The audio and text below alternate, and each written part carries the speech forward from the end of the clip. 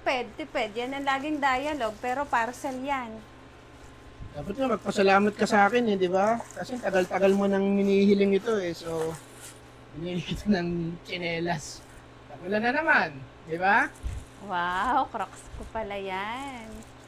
Light ride. Para may magagamit ka pagka pumupunta tayo sa palengke ng Pasig, hindi palaging nababasa yung pa. Bao-bao pa naman ng mga tubig doon. Buti Sa naman. isdaan.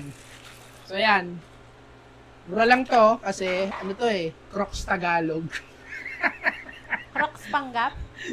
Crocs Tagalog to, 400 lang yata to. Sukat mo nga, tingnan natin. Size 6. Wow, ganda. Sakto ba, mama? Sakto lang.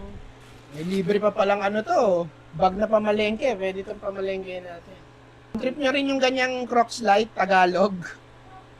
Sama ko yung affiliate link, i-click nyo na lang para kumita naman ako sa inyo. Yun lang, till the next video. Peace!